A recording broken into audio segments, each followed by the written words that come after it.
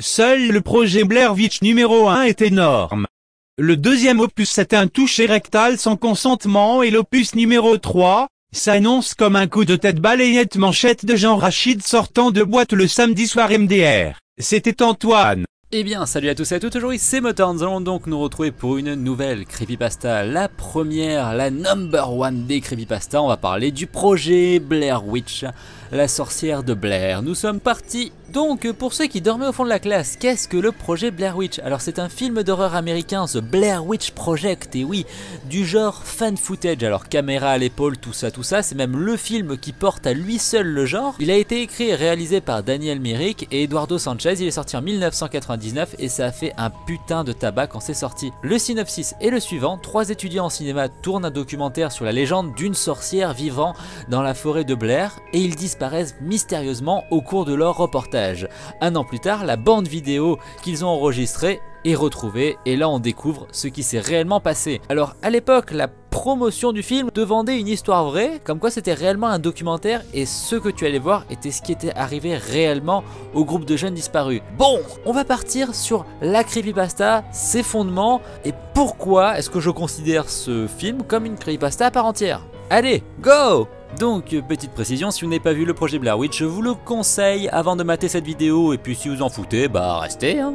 Donc tout prend place réellement dans la forêt de Black Hill, près de Blair, dans le Maryland, et beaucoup de personnes, notamment des Indiens, disaient que oulala, la forêt elle est hantée, faut pas y aller, ça fait peur. Mais tout commence réellement en 1769, lorsque la jeune Ellie Edward, une jeune femme d'origine irlandaise, qui en partance de Baltimore, a fini dans la ville de Blair dans laquelle elle s'installa. Bien entendu, elle arrive tranquille pépère, elle s'installe et c'est à ce moment-là que de nombreux gamins disparaissent, c'est trop chelou. On dit qu'elle a tout simplement kidnappé les gosses et qu'elle buvait leur sang, que c'était une sorcière, une adepte du sabbat noir, Black Sabbath, tout ça. Donc c'est très simple, dans les bleds américains, faut pas trop réfléchir. Donc du coup ils l'ont attachée sur une charrette, ils l'ont balancée dans la forêt, ils lui ont dit tu vas crever. Bien entendu, c'est pas réellement passé comme ça, puisqu'elle n'est pas morte. Et un jour, 2 gamins avec 2 clébards décident d'aller se balader dans la forêt et tombent sur Ellie, toujours attachée, dans un état physique lamentable, mais ils se sont dit on va la buter. Parce qu'elle est pas morte, la sorcière qui tue des gens. Bon, l'idée était peut-être pas forcément la meilleure, puisqu'ils ne sont jamais revenus. Et à partir de ce moment-là, de nombreuses personnes se sont mis à aller chercher tout simplement les enfants. Mais vu que eux aussi ils ne revenaient pas, on envoyait d'autres équipes qui ne revenaient pas. Donc la forêt, on a dit que c'était un gigantesque lieu hanté, que la sorcière c'était la fille de Satan. Tout ça, jusqu'à ce que Blair, tout simplement, soit désertée. Donc l'histoire reprend au XVIIIe siècle lorsque les États-Unis décident d'installer des voies de chemin de fer un petit peu partout dans le pays, notamment une ligne reliant Baltimore à Washington. Et là, que se passe-t-il? Monsieur Burkitt, qui vient de découvrir le bled, se dit « Waouh, c'est génial, y a personne. Et si je rachetais le lopin de terre et que je nommais ce bled Burkittville ?» Le mec était complètement mégalo. À partir de ce moment-là, de nombreuses personnes sont venues s'installer dans ce bled et c'est à ce moment-là que tout part en couille, donc on va pas se mentir. Eileen Triacle, une fille de 8 ans, se baignait tranquille pépère au bord d'un lac. Et c'est à ce moment-là qu'une main sortit de l'eau et elle finit noyée, tranquille pépère, et on ne retrouva jamais son corps, ça c'est trop cool. En 1886, une fillette de 8 ans nommée Robin Weaver fut portée disparue après une promenade dans la forêt de Black Hill. Une expédition fut organisée, mais là c'est un petit peu parti en couille aussi, puisque l'équipe qui était censée la récupérer n'est jamais revenue. Donc du coup, meilleure idée du monde, ils ont envoyé une deuxième équipe pour récupérer l'équipe qui était partie chercher la petite. Bon, en fait, ils ont retrouvé la première équipe, complètement démembrée, au milieu d'une clairière. Et leurs membres étaient mis de façon à faire un pentacle. Ouais, c'est cool. Et arrive 1940, 1941. La forêt de Black Hill est considérée comme hantée, blablabla. Mais c'est à ce moment-là que 8 enfants disparurent sans laisser aucune putain de trace. Un an plus tard, un homme solitaire nommé Rustin Parr avoua avoir assassiné 7 des 8 enfants et le reste fut retrouvé dans la cave de ce dernier, sachant que sa maison était au milieu des bois. Ce dernier a affirmé avoir suivi les ordres du fantôme d'une vieille dame qui habitait près de chez lui, au milieu des bois. Bon, selon ses dires, il a tué 7 enfants, Bon, la nana s'amusait à les mutiler, hein. Bien entendu les fantômes mutilent, il y avait des traces partout, les cadavres ont été retrouvés en charpie. Le dernier gosse n'a jamais voulu parler, il a fini dans un asile de fous, puis après il est parti en tôle, enfin c'est un peu nébuleux. Bon, j'aimerais rajouter que le gamin survivant, Kel Brody, durant son séjour en prison, écrivait dans une langue rare et utilisée en sorcellerie. Selon les experts de l'internet MDR, c'est le transitus fluvi.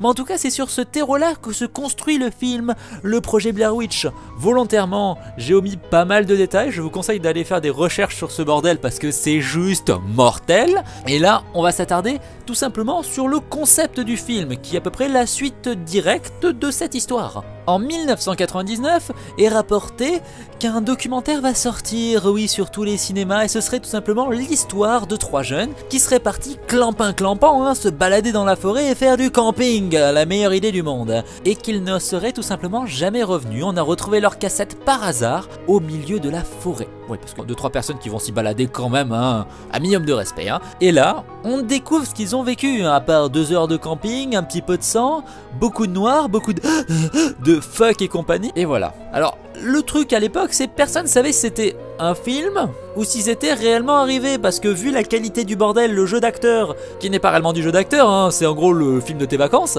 voilà la première question que tout le monde s'est posée. Est-ce que le projet Blair Witch est vrai ou non? Débriefing. Alors le projet Blair Witch, vous le savez certainement aujourd'hui, c'est tout simplement un film. Mais un film qui a fait quand même couler énormément d'encre à l'époque. Savoir si c'était vrai ou non.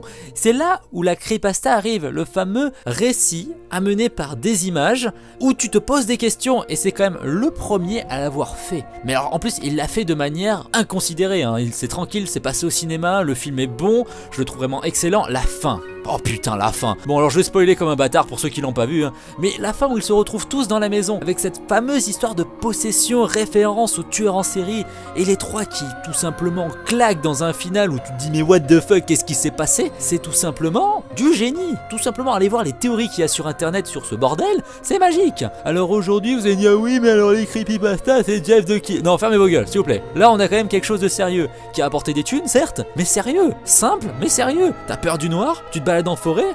Combien de personnes qui après le visionnage se sont dit putain je vais prendre une caméra, je vais me balader en forêt, moi le premier, c'est génial, c'est énorme. Bon, tu sais que rester la nuit c'est pas un bon plan parce que tu vas te faire peur, mais ce film est juste génial. Et juste le concept, le mythe de la sorcière de Blair, juste avant le film, hein, la réelle histoire qui est autour de la Floride Black Hill, ça aide. Putain, il y a vraiment quelque chose de construit, quelque chose de magique. J'espère qu'un jour, il y aura un nouveau projet Blair Witch. Peut-être pas dans la forêt, mais un truc pareil. Sur ce, j'espère que cette vidéo vous aura plu, prenez soin de vous, à plus et bye bye, pensez à vous abonner, à liker, à commenter, à partager, bref, salut.